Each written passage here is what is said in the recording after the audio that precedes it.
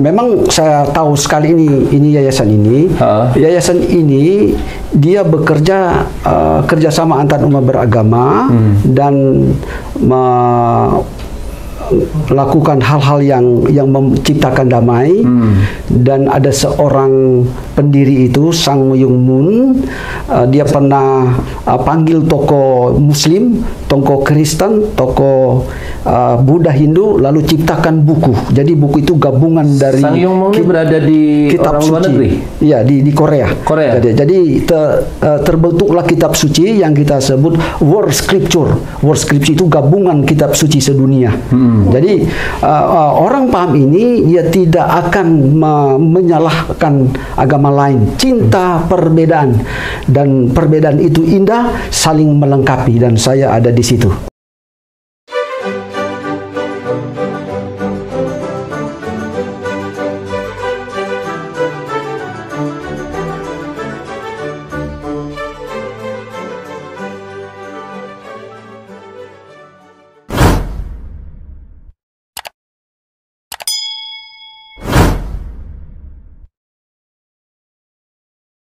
Halo saudara-saudaraku yang terkasih di dalam Tuhan, bertemu kembali dengan saya Rina Solihin dalam channel Rina Menjawab. Teman-teman, saya berharap tentunya teman-teman semuanya selalu dalam keadaan sehat, dalam keadaan baik, tidak kurang satu apapun, dan selalu dalam perlindungan Tuhan kita, Yesus Kristus. Saudara-saudaraku yang terkasih di dalam Tuhan, hari-hari ini kita melihat ada berita yang sangat viral, yaitu seorang pendeta menjadi mu'alaf. Kemudian saya mencari-cari informasi tentang pendeta ini. Ternyata dia bernama Pendeta Dance Mumet MTH. Ya, Dance Mumet MTH, teman-teman. Saking mumetnya jadi pindah agama ya. Nah, menurut beliau, dia ini adalah seorang Pantekosta, ya. Dan dari penjelasannya tentang doktrinnya, tentang pengajarannya, ya, saat dia diwawancarai di Hagia Sophia Mu'alaf Center, terlihat sekali bahwa dia ini adalah seorang oneness Pantekostalism, ya. Nah, seperti apa yang ingin saya tanggapi tentang pendeta ini? Sebenarnya yang ingin saya tanggapi bukan mu'alafnya, teman-teman, ya. Masalah dia mu'alaf itu terserah dia, itu pilihan dia, begitu ya. Toh juga Indonesia memberikan jaminan, ya, perlindungan, begitu ya, menjamin setiap warga negara untuk memeluk agama apapun yang dia yakini dan beribadah sesuai dengan agama yang diyakininya tersebut. Ini jelas ya, di Undang-Undang Dasar kita 1945 itu jelas ada dijamin kebebasan untuk memeluk agama apapun sesuai yang dia yakini. Kita tidak boleh memusuhi apalagi mengintimidasi mereka, begitu. Tapi kita berkewajiban untuk mengkritisi, ya, mengkritisi keputusannya, tentunya dengan cara yang profesional dan terukur. Saudara-saudaraku yang terkasih di dalam Tuhan, setelah saya mencermati, ya, wawancara yang dilakukan dengan pendeta Dance Mumet ini, saya menemukan sebuah hal yang sangat penting yang harus saya angkat di video ini, teman-teman. Jadi bukan karena dia pindah jadi mu'alaf, itu urusan dia dengan Tuhan. Saya tidak ingin menanggapi itu. Tetapi justru yang menarik saya adalah dari penjelasan atau informasi yang disampaikan oleh pendeta Dance Mumet ini, ada satu hal yang sangat penting yang harus kita ketahui, teman-teman. Apa yang sedang terjadi saat ini di dunia ini, teman-teman, ya. Dimana saya katakan bahwa skenario antikristus di akhir zaman itu sekarang sudah mulai menampakkan diri, sudah mulai muncul ke permukaan, ya, sudah terlihat tokoh-tokohnya, ya, mulai tampil, ya, mereka mulai tampil, teman-teman. Ya, ini adalah dalam penggenapan nubuatan di akhir zaman bahwa akan muncul antikristus, ya, yang akan menguasai dunia ini, menguasai agama, menguasai politik, dan menguasai ekonomi. Nah, menarik teman-teman apa yang diperbincangkan, menarik teman-teman apa yang disampaikan oleh mantan pendeta ya. Oke, saya ikut kayak nama aja deh. Dia menyebut Bung ya. Oke, oleh Bung Dance Mumet.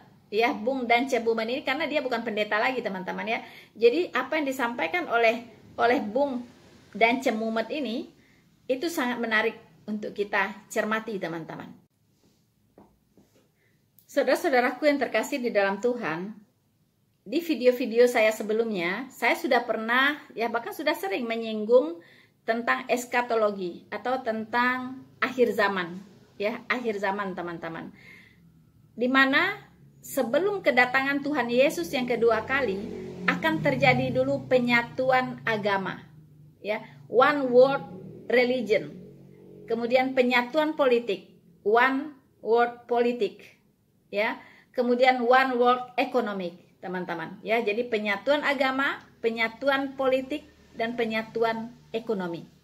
Nah, luar biasanya, dan saya tercengang dan cukup kaget teman-teman ketika pendeta Dance Mumet ini mengatakan bahwa dia sudah lama ya bergabung atau apalah bahasanya itu ya, bergabung atau sudah lama dekat katanya dengan satu kelompok yang dia sebut yayasan perdamaian dunia, yayasan perdamaian dunia teman-teman ya. Nah, nanti kita akan lihat bagaimana kesaksiannya. Tetapi sebelumnya saya ingin menjelaskan dulu bahwa kedatangan Tuhan Yesus memang sudah dekat. Ketika beberapa tahun yang lalu, ya kan, kalau kita menyebut one world religion, ya kan, itu banyak orang belum ngeh apa sih itu gitu. Penyatuan agama, bagaimana, seperti apa begitu kan. Kemudian penyatuan politik, penyatuan ekonomi, belum banyak yang ngeh teman-teman. Ya. Padahal Alkitab sudah memberitahukan kepada kita bahwa antikristus akan menguasai dunia. Ya, melalui apa? Dia nggak penting. Sebenarnya penyatuan ekonomi bagi dia tidak penting, teman-teman.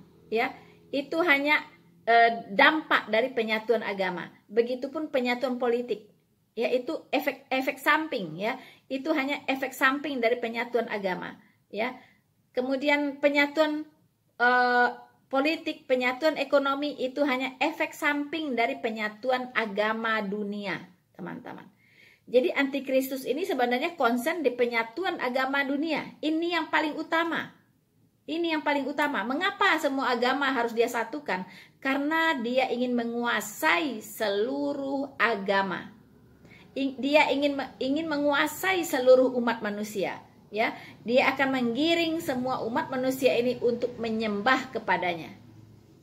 Nah, ini akan terjadi di masa tribulation, 7 tahun masa kesusahan besar, terutama di 3,5 tahun kedua, teman-teman. Ya, 3,5 tahun pertama ketika masuk ke masa tribulation itu masih tenang, masih damai. Karena apa? Karena penyatuan agama tadi itu ditujukan untuk menciptakan perdamaian dunia. Ya, jadi damai sekali begitu, ya, damai di 3,5 tahun pertama, damai teman-teman. Nah, di 3,5 tahun kedua baru terjadi yang namanya masa kesusahan besar.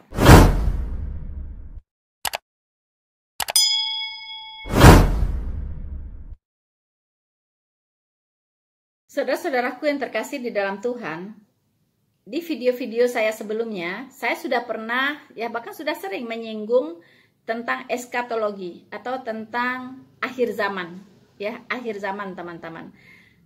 Dimana sebelum kedatangan Tuhan Yesus yang kedua kali, akan terjadi dulu penyatuan agama, ya, one world religion. Kemudian penyatuan politik, one world politik. Ya, kemudian one world economic, teman-teman. Ya, jadi penyatuan agama, penyatuan politik, dan penyatuan ekonomi. Nah, luar biasanya, dan saya tercengang dan cukup kaget teman-teman ketika pendeta Dan Cemumet ini mengatakan bahwa dia sudah lama dekat katanya dengan Yayasan Perdamaian Dunia, teman-teman, ya. Nah, nanti kita akan lihat bagaimana kesaksiannya. Tetapi sebelumnya saya ingin menjelaskan dulu bahwa kedatangan Tuhan Yesus memang sudah dekat. Ketika beberapa tahun yang lalu, ya kan, kalau kita menyebut one world religion, ya kan, itu banyak orang belum ngeh apa sih itu gitu. Penyatuan agama, bagaimana, seperti apa begitu kan. Kemudian penyatuan politik, penyatuan ekonomi, belum banyak yang ngeh, teman-teman, ya. Padahal Alkitab sudah memberitahukan kepada kita bahwa antikristus akan menguasai dunia. Ya, melalui apa? Dia nggak penting. Sebenarnya penyatuan ekonomi bagi dia tidak penting, teman-teman. Penyatuan politik, penyatuan ekonomi itu hanya efek samping dari penyatuan agama dunia, teman-teman. Jadi antikristus ini sebenarnya konsen di penyatuan agama dunia. Ini yang paling utama. Ini yang paling utama. Mengapa semua agama harus dia satukan? Karena dia ingin menguasai seluruh agama. Dia ingin menguasai seluruh umat manusia. Ya, dia akan menggiring semua umat manusia ini untuk menyembah kepadanya. Nah, ini akan terjadi di masa tribulation. 7 tahun masa kesusahan besar. Terutama di 3,5 tahun kedua, teman-teman. Ya, 3,5 tahun pertama ketika masuk ke masa tribulation itu masih tenang, masih damai. Karena apa? Karena penyatuan agama tadi itu ditujukan untuk menciptakan perdamaian dunia. Ya, jadi damai sekali begitu. Ya, damai di 3,5 tahun pertama. Jadi saudara-saudaraku yang terkasih di dalam Tuhan, tidak pelak lagi, tidak bisa diragukan lagi bahwa kedatangan Tuhan Yesus yang kedua kali di awan-awan menjemput orang-orang percaya itu sungguh sudah sangat-sangat dekat. Kita orang-orang percaya harus selalu siaga, harus selalu dalam keadaan ready, harus selalu dalam keadaan siap kapanpun Tuhan datang menjemput kita, mengangkat kita, teman-teman. Banyak orang bingung, apalagi saudara-saudara yang non-Kristen, ya. Terangkat seperti apa sih? Terangkat apa terbang begitu, atau kita langsung punya sayap, atau seperti apa? Tidak, ya. Jadi kita orang-orang percaya yang lahir baru, bukan Kristen KTP ya, tapi Kristen benar-benar yang sudah diselamatkan, yang benar-benar lahir baru, Kristen-Kristen sejati, itu pada saat sangkakala berbunyi, ya. Jadi kedatangan Tuhan Yesus akan diawali dengan bunyi sangkakala. Ya, pada saat sangkakala berbunyi, kita orang-orang percaya akan diubahkan, ya, akan diubahkan. Tubuh kita bukan tubuh yang fana ini lagi, tetapi tubuh kita ini akan diganti dengan tubuh yang tubuh sorgawi, tubuh yang tidak bisa lagi sakit, yang tidak bisa lagi mati, ya. Bahkan mungkin wajah kita juga sudah tidak seperti sekarang. Ya, kita diberikan tubuh yang baru. Kita diberikan tubuh yang baru oleh Tuhan Yesus. Nah, tubuh sempurna inilah yang akan bisa terangkat ke surga, menyongsong Tuhan di angkasa. Tapi sebelum kita terangkat, orang-orang yang sudah meninggal, orang-orang Kristen lahir baru yang sudah diselamatkan, yang sudah meninggal, itu akan bangkit dulu. Ya, mereka akan bangkit dulu juga dengan menggunakan tubuh yang sempurna. Ya, tubuh kemuliaan, tubuh yang sempurna, tubuh sorgawi. Nah, ketika mereka sudah bangkit, nah, lalu kita yang masih hidup akan terangkat bersama-sama ke angkasa. Nah, ini kita bisa baca, ya, kita bisa baca di Lukas 12 ayat 40, teman-teman, ya. Di situ Tuhan Yesus sudah mengingatkan, hendaklah kamu juga siap sedia, karena Anak Manusia datang pada saat yang tidak kamu sangka. Ya, jadi Tuhan Yesus sudah mengatakan, hendaklah kita siap sedia, karena Dia datang pada saat yang tidak kita duga, yang tidak kita sangka. Tiba-tiba Bahkan dikatakan di Alkitab dia datang seperti pencuri. Ya, kalau pencuri datang itu tidak kasih tahu dulu teman-teman, ya. Dia tidak kasih kabar dulu, dia tidak kasih aba-aba, oh besok saya mau datang. No, ya. Ya namanya pencuri itu datang di saat orang lain lengah, di saat orang lain tidur, ya, di saat orang lain tidak sedang sadar, begitu kan? Nah, jadi di situ dikatakan kalau Tuhan itu datang seperti pencuri, artinya ya, artinya ada yang diambil. Ya, kalau pencuri masuk rumah kita pasti ada yang diambil, yaitu barang-barang berharga. Nah, pada saat Tuhan Yesus ini datang, yang diambil adalah orang-orang percaya. Ya, jadi kita yang masih hidup ini belum tentu kita mengalami kematian jika Tuhan datangnya pada saat kita masih hidup, teman-teman. Ya, itu sebabnya Alkitab mengatakan tidak semua kita akan meninggal, ya. Tidak semua kita akan mengalami kematian. Begitu.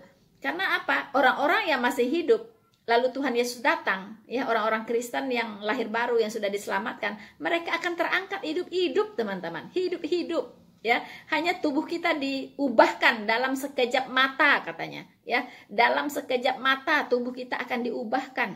Nah, tubuh yang sempurna itulah yang akan terangkat ke surga. Sama seperti Tuhan Yesus bangkit dari kematian. Dia tidak lagi memakai tubuh yang waktu dia sebelum disalibkan. Ya, makanya ketika dia bangkit, murid-murid ada yang tidak mengenali Tuhan Yesus. Bahkan para rasul itu ada yang tidak mengenali Tuhan Yesus. Bahkan minta bukti dulu. Mana lubang di tanganmu, mana lubang di kakimu. Begitu. Ketika melihat lubang itulah mereka baru percaya bahwa itu adalah Tuhan yang sudah bangkit. Walaupun sebelum kematiannya dia sudah memberitahukan berkali-kali bahwa pada hari ketiga anak manusia akan bangkit. Ya, setelah 3 hari 3 malam dia akan bangkit. Itu sudah diberitahukan berkali-kali kepada para murid, kepada para rasul, tetapi masih mereka tidak mengenali Tuhan Yesus ketika dia menampakkan diri setelah kebangkitannya. Mengapa? Karena sudah berubah. Wajahnya berubah. Ya, wajahnya berubah, teman-teman. Dia sudah mengenakan tubuh kemuliaan. Bukan lagi tubuh yang bisa mati di kayu salib yang dia pakai waktu dia lahir ke dunia ini, tubuh manusia yang fana, bukan, ya. Ketika dia bangkit, dia sudah memakai tubuh kemuliaan. Makanya dia tidak dikenal, ya. Ada yang tidak mengenal dia, banyak yang tidak mengenal dia. Teman-teman, harus lihatkan dulu mana lubang di tanganmu, begitu kan? Nah, ketika dilihat ada lubang paku, mereka baru percaya bahwa betul ini Tuhan sudah bangkit. Teman-teman, jadi kita sebagai orang-orang percaya, ketika mendengarkan, ya, kesaksian dari pendeta dan Cemumet ini, ada kabar baiknya, tapi ada juga kabar buruknya. Kabar baiknya yang tadi saya ceritakan, bahwa kedatangan Tuhan Yesus yang kedua kali di awan-awan untuk menjemput kita orang-orang percaya sudah di depan mata. Sudah di depan mata, sudah sangat-sangat singkat waktunya, teman-teman. Ya, tapi kabar buruknya apa? Kabar buruknya adalah orang-orang yang tertinggal. Siapa mereka yang tertinggal? Yaitu semua orang-orang yang tidak percaya kepada Tuhan Yesus dan Kristen-Kristen KTP. Itu akan tertinggal di bumi ini, teman-teman. Makanya ada tertulis di Matius 7 ayat 22 sampai 23 dikatakan, bukan setiap orang yang berseru-seru kepadaku, Tuhan, Tuhan, Tuhan, yang akan masuk kerajaan sorga, melainkan dia yang melakukan kehendak Bapakku yang di sorga. Jadi bukan semua orang yang punya KTP Kristen pasti terangkat. No, ya, bukan semua. Bukan semua orang Kristen. Hanya orang-orang Kristen lahir baru yang sudah diselamatkan, yang sudah bertobat sungguh-sungguh. Ya, itulah mereka yang akan diangkat, teman-teman. Nah, jadi kabar buruknya, bahkan banyak orang akan tertinggal. Ya, banyak mayoritas di penduduk bumi ini akan tertinggal. Ya, mengapa saya katakan demikian? Karena ada tertulis, pintu sorga itu sempit dan sedikit orang yang bisa memasukinya. Sementara pintu neraka itu lebar, luas, dan banyak orang yang akan memasukinya. Jadi orang mayoritas di dunia ini akan berduyun-duyun menuju neraka, teman-teman. Karena pintunya luas dan lebar. Ya. Dan orang-orang yang akan masuk ke surga itu sedikit saja. Sedikit saja. Ya. Makanya Tuhan Yesus berkata, masuklah ke dalam pintu yang sempit itu. Banyak orang akan mencoba masuk, tapi tidak akan bisa. Tidak gampang, teman-teman. Ya, mengapa? Karena masalah iman. Orang Kristen hanya diselamatkan oleh iman. Ketika iman Anda bermasalah, resikonya tidak masuk surga. Ya. Orang Kristen hanya diselamatkan oleh iman. Makanya iman ini harus benar, harus benar. Bukan iman sembarang iman. Iman harus benar sesuai dengan Alkitab. Ya. Ada orang berkata, saya percaya Yesus, ya, karena dia baik. Saya percaya Yesus karena dia dahsyat. Ya, saya percaya Yesus karena dia banyak melakukan mujizat. Ya, saya percaya Yesus tapi saya juga percaya Muhammad. Nah, saya percaya Yesus tapi saya juga percaya Kuan Im. Begitu. Ya, saya percaya Yesus tapi saya juga percaya Buddha. Nah, itu yang lucu. Teman-teman. No, iman kekristenan adalah iman yang sangat-sangat tegas. Tidak ada nama lain di dunia ini yang bisa menyelamatkan orang kecuali nama Yesus. Lalu apa yang diimani? Yang harus diimani adalah karya penyelamatan yang dia lakukan untuk menyelesaikan dosa kita, ya, yang seharusnya kita dihukum di neraka, tetapi Tuhan Yesus datang ke dunia ini, berinkarnasi menjadi manusia untuk menggantikan kita yang berdosa ini dihukumkan. Supaya apa? Supaya kita bebas dari hukuman tersebut. Jadi kita percaya Kristus sudah mati bagi kita dan kita hidup bagi Dia. Itulah iman kekristenan yang benar. Ya, itu yang harus kita imani, yaitu karya penyelamatan yang Dia berikan secara cuma-cuma, yang Dia anugerahkan kepada kita umat manusia, terutama yang mau percaya kepadanya. Anda yang tidak mau percaya kepadanya, silahkan menjalankan hukuman dosa Anda sendiri di neraka dan Anda kekal di dalamnya. Tidak ada sudah masuk neraka bisa keluar lagi. No. Ya. Itu sudah dibuktikan oleh orang kaya, ya. Ketika dia masuk neraka, kemudian dia sadar bahwa dia itu sudah menolak kasih karunia, menolak Kristus, ya. Dia mau keluar lagi bangkit untuk memberitahukan keluarganya supaya percaya kepada Tuhan Yesus. Kata Bapak Abraham, tidak bisa. Kesaksian para nabi sudah cukup membuat keluargamu bertobat. Ya. Jadi tidak bisa. Kalau sudah masuk neraka, kekal di dalamnya. Setetes dosa cukup membawa orang ke neraka. Karena sorga itu tidak bisa dihampiri oleh setetes dosa pun. Jadi kalaupun Anda memiliki setetes dosa, tetap harus diselesaikan. Yang bisa menyelesaikan itu hanya Tuhan Yesus. Karena Dia adalah juru selamat. Juru artinya tukang, ya. Kalau juru selamat, tukang menyelamatkan orang. Dan tidak ada nama lain di kolong langit ini yang bisa menyelamatkan orang, ya, yang pernah ada kecuali Yesus Kristus.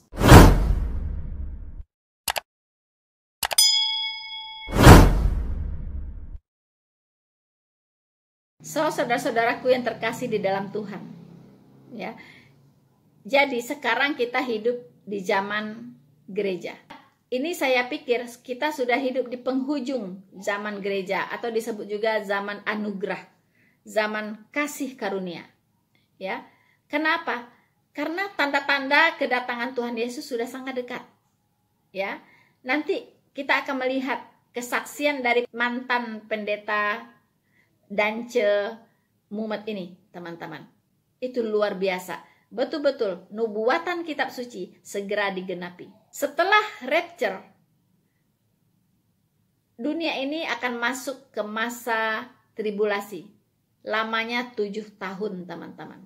7 tahun, ya, tribulation atau masa kesusahan besar.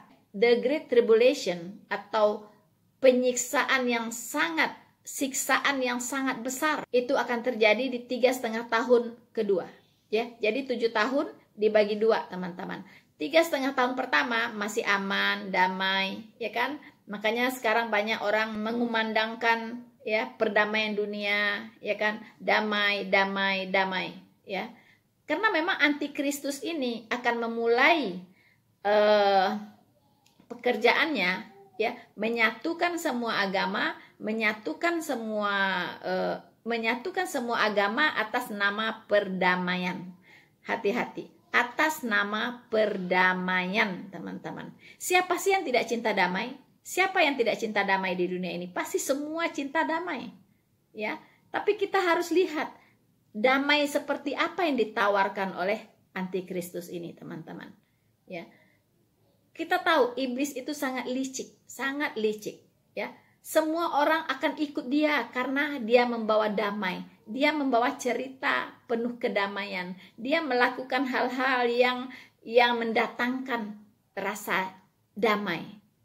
Jadi semua orang digiring kepada satu hal, yaitu cinta damai. Tegakkan perdamaian dunia. Dan kita sama-sama tahu, teman-teman, baru-baru ini Bapak Presiden kita Joko Widodo mengunjungi daerah konflik, ya, negara konflik, yaitu Ukraina dan Rusia, ya. Langsung bertemu dengan Putin dan Zelensky, ya. Untuk apa? Untuk mendamaikan mereka, ya, untuk membawa misi perdamaian dunia, teman-teman. Dan luar biasa, ya, Bapak Joko Widodo berhasil menjinakkan mereka, teman-teman. Dan memang sepertinya perang dunia ketiga yang dikhawatirkan itu belum akan terjadi saat ini, belum, ya. Perang dunia ketiga belum akan terjadi. Itu akan terjadi di masa tribulation, di 3,5 tahun kedua, di masa tribulasi, ya. Ada 7 tahun masa kesusahan besar, teman-teman, ya. Di 3,5 tahun pertama saya katakan tadi belum akan bergelora, masih damai, masih tenang, ya kan. Di 3,5 tahun kedua baru tentang the Great Tribulation, ya, di 3,5 tahun kedua dari masa tribulasi 7 tahun, teman-teman. Itu jelas, ya, dikatakan di Matius 24 ayat 21. Saya bacakan untuk kita semua. Sebab pada masa itu akan terjadi siksaan yang dahsyat, ya, atau the Great Tribulation, ya, disebutnya, seperti yang belum pernah terjadi sejak awal dunia sampai sekarang, yang tidak akan terjadi lagi. Wow, teman-teman, ini masa kesusahan besar, the Great Tribulation. Itu akan dialami oleh orang-orang yang tidak terangkat ketika Tuhan Yesus datang di awan-awan. Mereka akan masuk ke masa penyiksaan yang luar biasa, teman-teman, ya. Berbagai hal akan terjadi, perperangan, sakit penyakit, gempa bumi, ya, bencana alam, semuanya akan terjadi. Penyiksaan oleh antikristus luar biasa, teman-teman, terjadi di 3,5 tahun itu. Bahkan dikatakan, ya, dalam waktu sedemikian singkatnya, 1/3 dari penduduk bumi ini akan mati. Bayangkan, virus corona yang begitu dahsyat yang melanda dunia, belum 1/3 yang mati, teman-teman. Tadi saya mengatakan, sebelum rapture atau hari pengangkatan itu tiba, sebelum sangkakala itu berbunyi, sebelum Tuhan Yesus datang kedua kali di awan-awan untuk menjemput kita orang-orang percaya, akan terjadi dulu penyatuan agama, penyatuan ekonomi, penyatuan politik. Penyatuan agama itu ditujukan apa? Bahwa antikristus ingin menguasai seluruh agama di dunia ini akan dia kuasai. Untuk menguasai tentunya harus disatukan dulu. Ketika semua agama ini disatukan, tunjuk satu pemimpinnya, teman-teman. Kalau antikristus ingin menyesatkan semua agama yang ada di bumi ini, dia cukup menyesatkan satu pemimpin itu. Ya, satu pimpinan itu dia sesatkan cukup. Dan kesananya kesemuanya akan tersesat, teman-teman. Karena dia tunduk kepada pemimpin tertinggi. Ya, itulah sebab pemimpin tertinggi dari organisasi atau yayasan perdamaian dunia, ya, yang menyatukan semua agama di dunia ini ada pemimpinnya, itu berkedudukan di PBB di Amerika Serikat, teman-teman. Di PBB dia punya satu kursi sebagai pimpinan tertinggi dari Persatuan Agama seluruh dunia. Di situ duduk pemimpinnya. Dan ini tidak bisa lepas dari politik, teman-teman. Sementara penyatuan ekonomi, ya, kita sudah mulai melihat sekarang, mulai ditinggalkannya uang tunai. Di mana-mana sekarang cashless, ya, uang ada di genggaman kita. Berapapun jumlahnya, itu hanya muat di genggaman ini, yaitu di gadget kita, teman-teman. Kita tidak melihat lagi uang fisiknya, tetapi angkanya saja. Kita bisa belanja, bisa menerima uang dan mengeluarkan uang, belanja sana sini hanya melalui gadget. Ya, nah, semua akan menjadi satu pola, satu sistem ekonomi dunia, teman-teman. Makanya di kitab Wahyu dikatakan, akan tiba saatnya orang tidak bisa lagi membeli dan menjual, ya, kecuali mereka yang memiliki nama bilangan dari binatang itu atau nama bilangan dari antikristus, yaitu 666. Itu passwordnya, ya, bisa jadi itu passwordnya, teman-teman. Ya, bagi yang tidak memakai password, ya, tidak terdaftar, bagi yang tidak terdaftar di dalam komunitas ini, di dalam sistem ini, di dalam sistem ekonomi dunia ini, teman-teman, dan tidak punya passwordnya ini, dia tidak akan bisa membeli dan tidak akan bisa menjual. Artinya apa? Kelaparan. Ya, kalau kelaparan ya mati, begitu, teman-teman. Ya, nah, orang-orang yang masuk ke sistem, ya, antikristus ini, itu pasti akan digiring, ya, untuk tunduk kepadanya dan bahkan menyembahnya. Makanya nanti bait Allah pasti akan dibangun di Yerusalem. Disitulah si antikristus ini akan bertahta dan semua manusia dari agama manapun harus menyembah dia. Karena semua agama sudah dia satukan. Dan saya dengar bahkan persatuan agama di seluruh dunia ini sudah punya kitab suci sendiri, ya. Jadi kitab sucinya bersumber dari berbagai kitab suci yang ada, dari Al-Quran, dari Alkitab, dari Tripitaka, dari Weda, semua disatukan. Jadilah satu kitab suci, teman-teman. Ya, apakah ini benar? Nanti kita lihat kesaksian dari mantan pendeta Dance Mumet, teman-teman. Karena dia ada di dalam jaringan itu. Dia ada di dalam jaringan itu, teman-teman.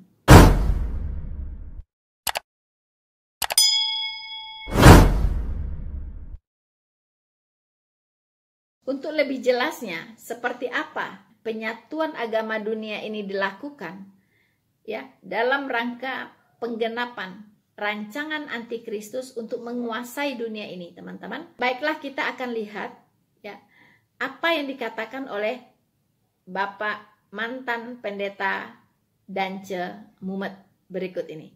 Tolong teman-teman simak baik-baik apa yang dikatakan. Dan jangan lupa, bagi yang belum subscribe dulu ya. Yang belum like dulu, teman-teman. Supaya apa? Supaya Rina Solihin semakin semangat, teman-teman, gitu ya. Semakin semangat. Wow, ternyata apa yang saya sampaikan cukup memberkati banyak orang ya. Ketika tayangan video itu diminati banyak orang ya, subscribe-nya lumayan bagus, banyak ya kan, dan semua subscribe gitu kan, like dan komen, wah saya semakin semangat teman-teman ya. Oke teman-teman, kita akan lihat dulu apa itu yang dikatakan oleh mantan pendeta Dance Mumet berikut ini. Saya sejak awal saya dekat dengan Yayasan Universitas Peace sedunia, Yayasan Perdamaian Dunia. Itu jadi, di Indonesia? Jadi itu tadinya ada di Manado, sekarang ada di Jakarta, dan pusatnya di Amerika. Yayasan ini persatuan bergerak di bidang gereja atau bergerak di persatuan pendeta? Ini yayasan kerjasama antar umat beragama. Kalau misalnya di Manado ada Badan Kerjasama Antar Umat Beragama Manado. Tetapi itu Badan Kerjasama Antar Umat Beragama sedunia. Yang memulai di Korea dan punya kantor itu di Amerika. Di gedung PBB ada salah satu yang disiapkan oleh fasilitas di sana pemimpin. Jadi itu memang berada di United Nations di gedung PBB. Ya. Dan sampai hari ini yayasan ini ada juga kantor Jakarta. Ada, ya. Memang saya tahu sekali ini yayasan ini. Yayasan ini dia bekerja kerjasama antar umat beragama dan melakukan hal-hal yang menciptakan damai. Dan ada seorang pendiri itu, Sang Myung Moon, dia pernah panggil tokoh Muslim, tokoh Kristen, tokoh Buddha, Hindu, lalu ciptakan buku. Jadi buku itu gabungan dari Sang Myung Moon berada di kitab luar suci. Negeri? Iya, di Korea. Jadi terbentuklah kitab suci yang kita sebut World Scripture. World Scripture itu gabungan kitab suci sedunia. Jadi orang paham ini, dia tidak akan menyalahkan agama lain. Cinta perbedaan, dan perbedaan itu indah, saling melengkapi, dan saya ada di situ. Termasuk Pak Dance ada di situ, aktif di situ ya. Nah, maaf, ketuanya salah satu yayasan ini, Persatuan Agama Seluruh Dunia ini, siapa ketuanya sekarang? Ya, sekarang yaitu Dr. Moon, Dr. Moon. Ya, Dr. Moon. Di luar negeri? Ya, di luar negeri. Kalau di Indonesia ketuanya siapa? Ketuanya Alfred Forno. Salah satu yang mewakili Indonesia yang beragama Muslim di situ siapa kira-kira? Biar kami sedikit pemirsa juga tahu organisator. Ya, kebetulan dulu itu ada di Manado dan sekarang ada di Jakarta, jadi sudah ada penggantian pengurus. Tetapi untuk kurator atau ketua yang ada di Indonesia, Alfred Forno. Ya. Yang di Indonesianya belum tahu. Ya. Siapa lagi sebagai ketuanya? Ya, Alfred Forno. Alfred Forno. Ya. Berdomisili Jakarta. Sekarang berdomisili Jakarta. Boleh tahu Bapak Pendeta Dance, apakah transkrip atau fotokopian perkumpulan perdamai itu tadi ada tertulis? Kalau ada tertulis mungkin pemirsa bisa melihat. Nanti kan ini sebuah gagasan yang indah. Kebetulan kami bisa membaca, ya kan? Saya tidak sempat bawa. Ya. Tapi ada itu. Iya. Jadi menarik. Kumpulan ini, dia welcome di mana-mana. Dia bisa mengajar atau menyampaikan ceramah di tempat ibadah Konghucu, di masjid, dan di mana-mana. Gitu. Kehadirannya itu, misalnya dia datang di Manado, maka yang akan hadir itu gubernur, wali kota. Itu pernah. Lalu waktu di Jakarta itu ada tuh menteri-menteri, itu waktu pertemuan. Itu setiap kali ada pertemuan di beberapa negara itu paling kurang Perdana Menteri hadir untuk acara ini. Ya, untuk acara UPF. Tapi sekarang kan tinggal pakai Zoom. Jadi Zoom. Dulu saya pernah ke Korea, saya pernah ke Thailand, saya pernah ke Filipina. Jadi pembahasannya itu masalah perdamaian dunia. Misalnya ada beberapa pertikaian di Timur Tengah. Lalu tiba-tiba ada waktu tertentu saat damai, itu tokoh-tokoh agama itu maju dalam arena peperangan. Jadi pakai atribut pendeta, pakai atribut pendeta, Muslim pakai atribut Muslim, Yahudi pakai Muslim. Jadi ketika peperangan akan mulai, terberhenti dengan sendirinya. Jadi itulah fokus dan tujuan UPF itu. Itu pernah lagi di Mindanao, ada kelas Mindanao. Iya. Pada saat arena peperangan, ya tokoh-tokoh agama Mindanao Filipina. Iya, muncul di sana. Jadi berhentilah peperangan itu. Baik. Itu. Tujuannya jadi, baik ya? Iya, tujuannya itu ketika memberikan ceramah bukan masalah doktrin, tetapi masalah bagaimana kita bisa bekerja sama. Baik. Seperti itu. Baik. Saudara-saudaraku yang terkasih di dalam Tuhan, jelas kita mendengarkan tadi bahwa pendeta Dance Mumek ini, dia mengatakan bahwa dia sudah lama terlibat ya dari awal di komunitas perdamaian dunia, ya, komunitas perdamaian dunia, ya, yang didirikan oleh orang Korea katanya, ya, kemudian berpusat di Amerika, berkantor di Amerika, yaitu di PBB, teman-teman. Luar biasa ya. Jadi pimpinannya itu berkedudukan di PBB. Wow. Ya, apa saya katakan tadi? Bahwa ini betul-betul bukan hanya penyatuan agama, tetapi juga penyatuan politik mengikuti ya efek sampingnya itu ya. Karena berkedudukannya di PBB, Persatuan Bangsa-Bangsa, teman-teman, ya. Nah, komunitas ini adalah kerjasama antar umat beragama katanya, ya, antar umat beragama. Nah, Yayasan Perdamaian Dunia ini disebut juga disingkat dengan WPF, ya, WPF teman-teman, ya, World Peace Foundation.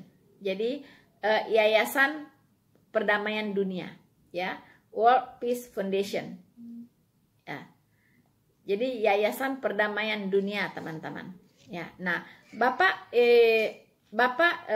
Dance Mumet ini terlibat di sini, teman-teman. Dia terlibat di sini. Nah, dan dia katakan tadi bahwa kantornya dulu di Manado. Di Manado itu sudah ada Persatuan Antar Umat Beragama ya, Badan Kerjasama Antar Umat Beragama. Tapi sudah pindah ke Jakarta katanya ya, sudah pindah ke Jakarta. Kemudian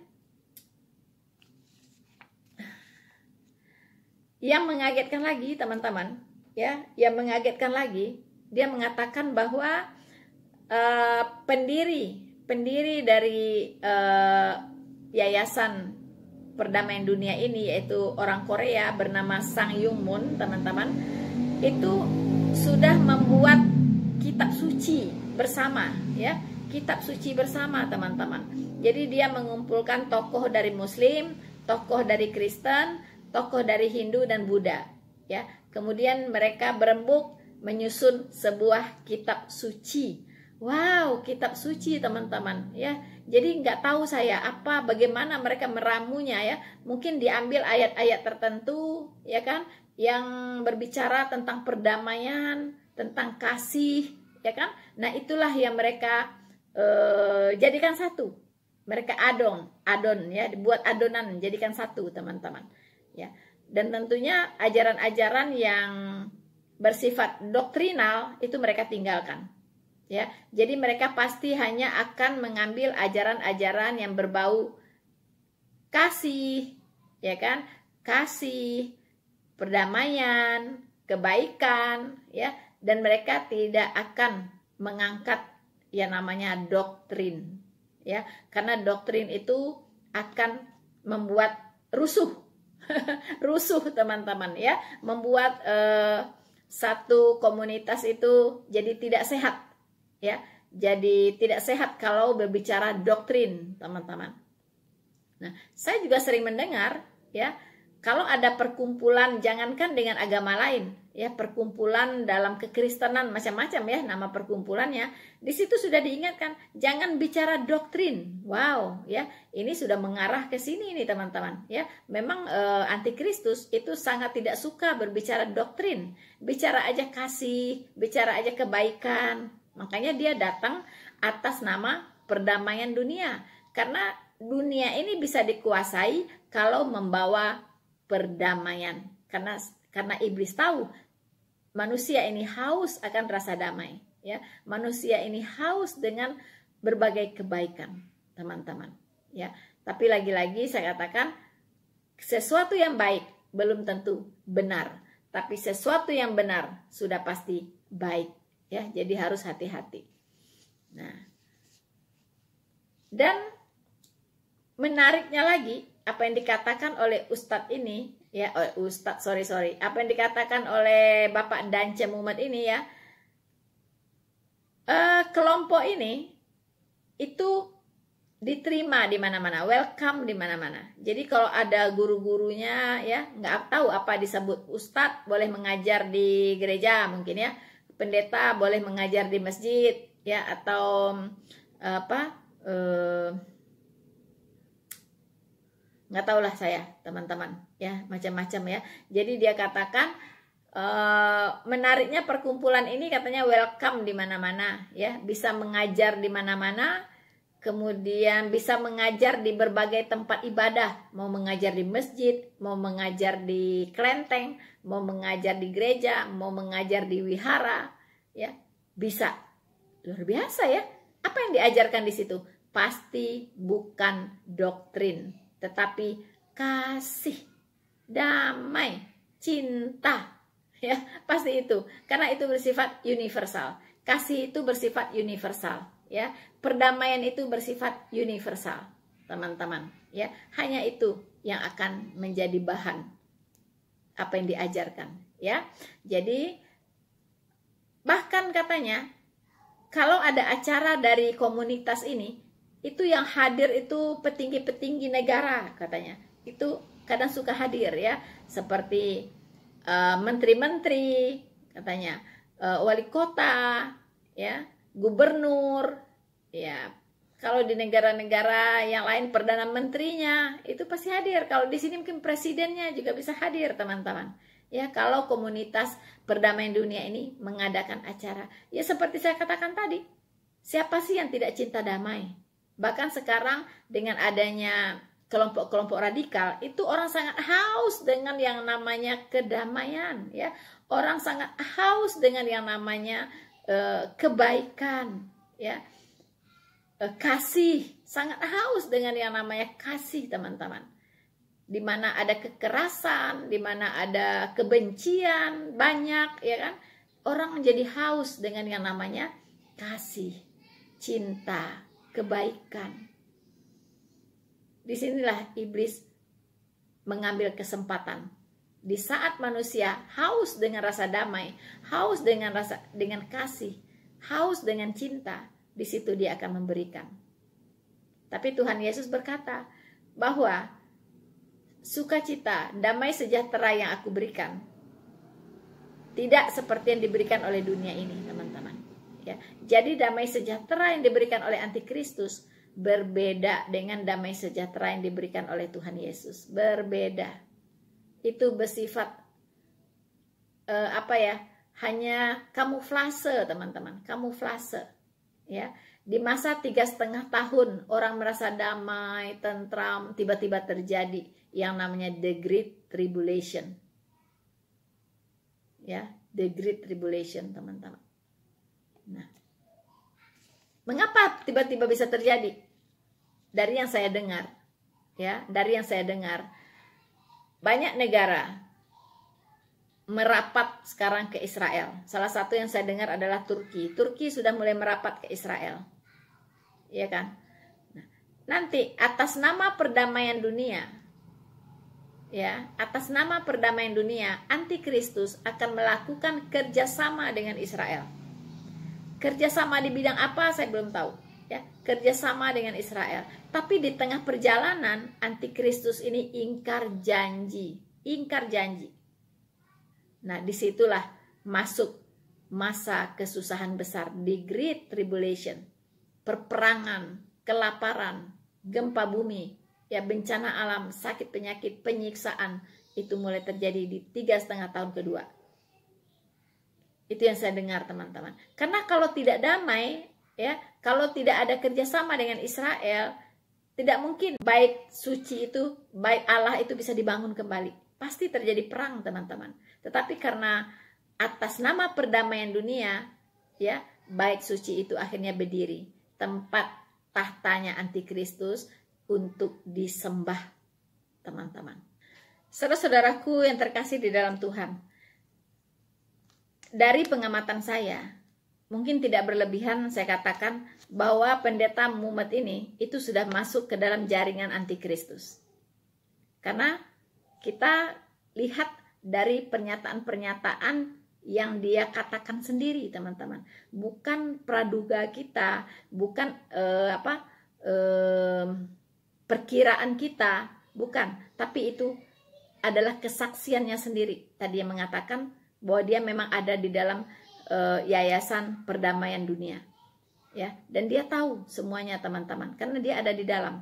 Bahkan dia tahu bahwa sudah ada kitab sucinya untuk semua agama. Jadi satu kitab suci untuk semua agama. Bayangkan, teman-teman, ya, itu kalau bukan orang dalam itu tidak akan bisa tahu, teman-teman, ya, karena saya Google itu belum ketemu. Kalau dia ada di dalam sistem, tentunya dia sudah dapat informasi jauh lebih duluan, teman-teman, ya, dan tentunya akurat.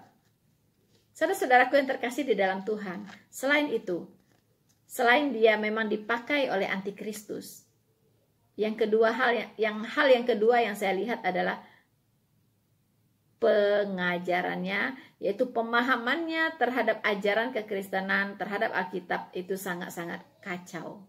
Sangat-sangat kacau. Kekacauan pengajaran ini itu melingkupi 3 hal, ya. Kekacauan dalam doktrin keselamatan, kemudian kekacauan dalam doktrin Alkitab, dan kekacauan dalam doktrin gereja, teman-teman, ya. Kemudian kekacauan dalam doktrin eskatologi atau akhir zaman. Wow, kacau banget, teman-teman, ya. Mengapa saya katakan kacau? Pertama, pendeta saudara Dance Mumet itu menganggap, berpendapat semua agama itu baik. Yes, kalau mau cari baiknya pasti setiap agama ada baiknya, ya, ada baiknya. Tetapi apakah sesuatu yang baik itu pasti benar? Belum tentu, ya, karena yang namanya kebenaran itu bersifat absolut. Apalagi kita berbicara tentang kebenaran Allah. Kebenaran Allah itu bersifat absolut, ya. Jadi sesuatu yang baik belum tentu benar, tapi sesuatu yang benar dan itu absolut sudah pasti baik. Ini yang tidak dipahami oleh Dance Mumet ini. Tapi memang itulah yang diajarkan di dalam kelompok dalam kelompok perdamaian dunia ini, ya. Jadi yang diajarkan itu adalah kebaikan, ya, kasih, damai, ya kan? Itu yang diajarkan, teman-teman. Nah, kemudian Dance Mumet ini menganggap semua agama itu Allahnya sama, ya, Allahnya satu katanya, ya, satu. Jadi orang Kristen itu salah, ya, Tritunggal itu dia tolak mentah-mentah, ya. Bagi dia Tritunggal itu keliru, ya, tidak ada Tritunggal katanya. Wow, ini langsung diaplaus, ya, oleh Kainama, ya kan? Karena dia bilang tidak ada Tritunggal, karena memang dia orang Oneness Pantekosta, ya. Jadi Oneness Pantekosta, teman-teman, yang tidak percaya kepada konsep Allah Tritunggal, ya. Menurut dia pribadinya satu tapi tugasnya berbeda. Jadi Bapa, Putra, Roh Kudus itu karena tugasnya berbeda, begitu. Tetapi kita orang-orang Tritunggal mengatakan bahwa pribadinya 3, ya, 3 pribadi, 1 hakikat. 3-tiganya hakikatnya adalah Allah yang Esa, Allah yang Esa, ya. Jadi bukan 3 Allah, ya. Bahkan si Dance Mumet ini mengatakan Tritunggal itu Allahnya 3, seperti pemahaman orang Muslim. Tidak, Tuhan itu tidak 3, 1. Allah itu tidak 3, tetapi 1. Hanya 1 Allah. Tidak ada Allah yang lain. Hanya ada di dalam 3 pribadi, ya. Mengapa orang Tritunggal menyebut 3 pribadi? Karena setiap pribadi Allah itu punya kehendak, punya kehendak, ya, dan jelas sekali kepribadiannya berbeda, begitu. Dan jelas sekali itu pribadi yang berbeda, bahkan yang bisa tampil berbarengan pada saat bersamaan, yaitu seperti di peristiwa Pantekosta. 3 pribadi itu tampil secara bersamaan. Kalau dia satu pribadi, maka tidak akan ada suara dari langit berseru, inilah anak yang kukasihi, kepadanya lah aku berkenan. Ya, lalu tidak ada tuh Yesus yang keluar dari air, dan tidak ada tuh burung merpati yang menghinggapi di kepala Yesus.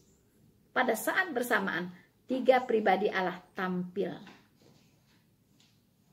Ini yang tidak dipahami oleh Ustadz Dance Mumet ini, teman-teman, ya. So, mengapa? Karena memang Allah yang sejati itu unik, ya, unik, tidak bisa disamakan dengan apapun, tidak bisa disamakan dengan apapun, unik, tidak ada yang bisa menyamai dia. Makanya Tuhan berkata, makanya Allah Jehovah berkata, dengan apakah hendak engkau samakan aku? Tidak bisa disamakan, ya. Tidak ada Allah yang bisa menyamai Allah Jehovah. Unik, ya, Allah Tritunggal unik, teman-teman, ya. Kalau hanya percaya kepada satu Allah saja, iblis pun percaya dan dia gemetar. Jelas ditulis di Alkitab. Kalau hanya percaya ada satu Allah, iblis pun percaya dan dia gemetar. Lalu kalau Anda hanya percaya satu Allah saja, apa bedanya Anda dengan iblis? Iya kan? Nah, ya, Allah itu memang satu, tapi dalam 3 pribadi. Tapi kalau hanya percaya Allah itu satu, tidak mengerti dia ada di dalam 3 pribadi, apa bedanya Anda dengan iblis? Ya. So, teman-teman, memang jadi seorang Kristen kita harus banyak belajar. Gelar pendeta tidak menjamin Anda punya pengetahuan yang benar akan Alkitab. Kalau sudah salah pemahaman tentang ketuhanan dalam kekristenan, itu merembetnya kemana-mana, ya. Kalau salah pemahaman, salah doktrin tentang kealahan di dalam Alkitab, itu merembet kemana-mana, semuanya jadi salah, teman-teman. Bahkan Dance Mumet mengatakan bahwa Yesus itu nabinya orang Kristen, katanya, ya. Muhammad itu nabinya orang Islam, Yesus itu nabinya orang Kristen. Wow. Lalu Kainama bertanya, jadi Yesus bukan Tuhan? Dia bilang, bukan Tuhan, tapi Tuan. Wow. Ini Dance Mumet mengatakan, ya, Yesus itu bukan Tuhan, tapi Tuan, katanya. Dia sekolah teologi di mana? Sehingga tidak bisa membedakan antara kurios dengan kurios. Ya, kurios itu Tuan. Ya. Tapi penggunaan bentuk kata khusus untuk Tuhan Yesus itu kurios dalam bahasa aslinya. Kurios itu Tuhan. Ya, kalau kurios saja itu Tuan. Dalam bahasa Inggris disebut Lord. Lihat konteksnya. Kalau itu dalam konteksnya Yesus Kristus, Lord itu berarti Tuhan. Tetapi dalam konteks ada tukang kebun sedang memanen kebunnya dan banyak anak buahnya, itu Tuan. Lihat konteks kalimatnya. Oke? So, kacau-kacau, ya. Kemudian dia mengatakan, jadi kekacauan, ya, jadi kekacauan doktrinal dari Dance Mumet ini sangat-sangat serius. Ya, sangat-sangat serius. Jadi jangan heran Anda kalau dia jadi mu'alaf. Karena dia tidak mengerti apa-apa tentang dasar-dasar iman kekristenan. Prinsip-prinsip dasar iman kekristenan. Dia tidak mengerti apa-apa. Jadi jangan heran dia jadi mu'alaf. So teman-teman, saya kira cukup sekian dari saya ya. Kali ini untuk menanggapi yang lagi viral, yaitu si mantan pendeta ya, tapi saya juga ragu ya, apa dia memang pendeta atau bukan begitu. Saya sangat meragukan teman-teman ya.